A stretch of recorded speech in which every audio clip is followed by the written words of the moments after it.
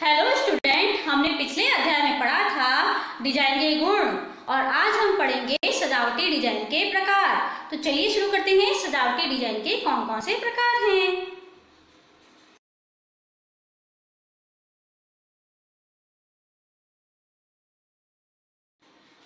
सजावटी डिजाइन या decorative design. सबसे पहले ये समझ लेते हैं कि सजावटी डिजाइन होती क्या है।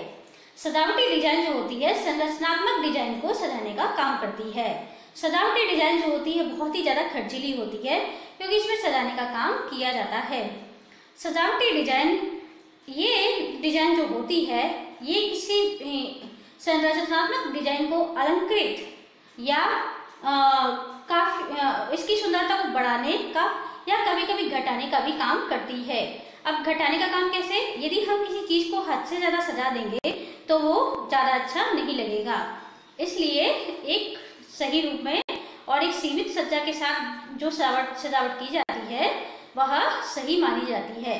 इस तरह हम देखें तो सजावटी डिजाइन के कुल 4 प्रकार हैं। तो चलिए देखते हैं कौन कौन से 4 प्रकार हैं।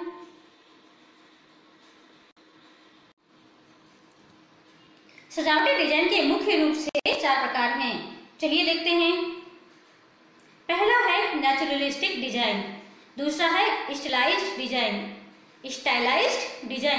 तीसरा है जियोमेट्रिक डिजाइन और चौथा है एब्स्ट्रैक्ट डिजाइन। अब अगर हम हिंदी में देखें तो प्राकृतिक डिजाइन मतलब नेचुरलिस्टिक डिजाइन, दूसरा स्टाइलाइज्ड डिजाइन मतलब शैली युक्त डिजाइन, तीसरा जियोमेट्रिक डिजाइन यानी ज्यामितीय डिजाइन और चौथा एब्स्ट्रैक्ट डिजाइन मतलब सूक्ष्म डिजाइन। तो चलिए पढ़ते हैं प्राकृतिक डिजाइन के बारे में। हमारी पहली डिजाइन का प्रकार है प्राकृतिक डिजाइन मतलब नेचुरलिस्टिक डिजाइन। तो प्राकृतिक डिजाइन क्या होती है? जैसे कि नाम से ही पता चल रहा है प्राकृतिक मतलब नेचुरलिस्टिक। तो इस डिजाइन में प्राकृतिक चीजों का इस्तेमाल किया जाता है। प्राकृतिक चीजों का कैसे? इसमें प्राकृतिक चीजों का उपयोग अनौपचारिक और औपचारिक रूप से किया जाता है। साथ ही साथ यह भी देखा जाता है कि यह जो डिजाइन है वह सही तो लग रही है, सही स्थान पर और एक सही तरीके से इस डिजाइन को सजाने का काम किया जाता है। इस प्राकृतिक डिजाइन में क्या क्या चीजें आती है? प्राकृतिक डिजाइन में सारी प्रकृति वाली चीजें आती हैं, जैसे फल, फूल, पत्ती, मैदान और भी जो भी प्रकृति से रिलेटेड है, प्रकृति से संबंधित हैं, उन चीजों का इस डिजाइन में इस्तेमाल किया जाता है।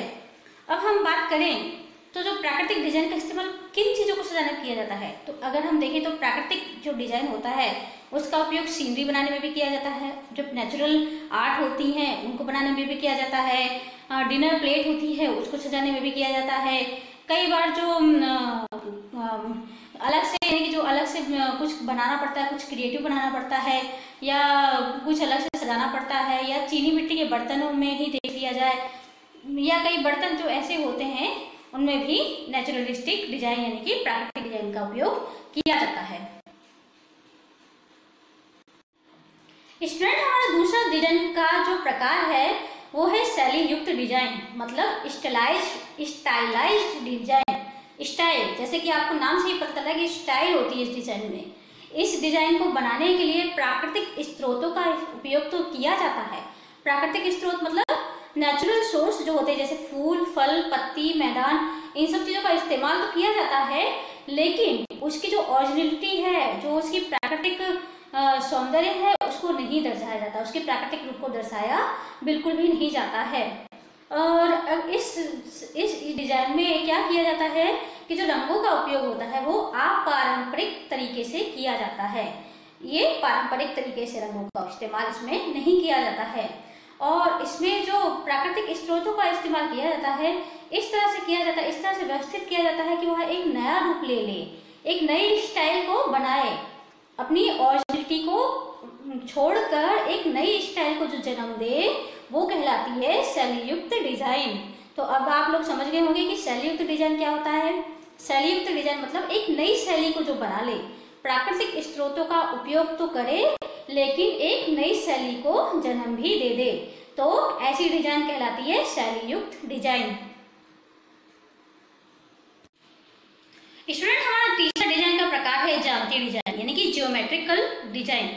अब जियोमेट्रिकल ज्यामिति, आपको नाम से ही जैसे पता चल रहा है जियोमेट्रिकल, मतलब इसमें किस चीज का उपयोग किया जाएगा? वृत्त मतलब सर्कल, वर्ग, स्क्वायर और आयत रेक्टेंगुलर, इन सब चीजों का इस्तेमाल इस डिजाइन में किया जाता है। और जो प्राचीन युग के जो लोग थे या पुराने जमाने के जो लोग थे, वह ज्यामिति डिजाइन का बहुत ज़्यादा उपयोग करते थे, बहुत ज़्यादा वो निर्माण भी करते थे। और इसमें जैसे वर्ग, आयत, वृत्त आदि बनाते थे, आदि को लेकर डिजाइन का निर्माण करते थे।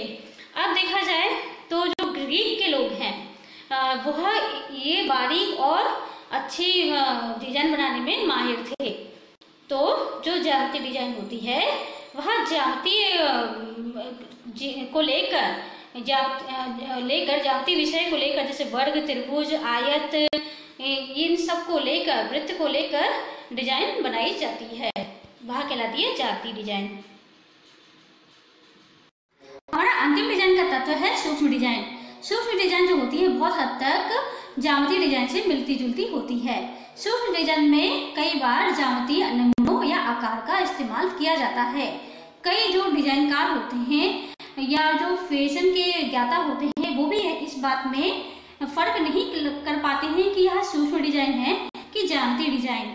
और जो सूक्ष्म डिजाइन होती है ज्यामिति डिजाइन की तुलना में कम औपचारिक और दृढ़ होती है।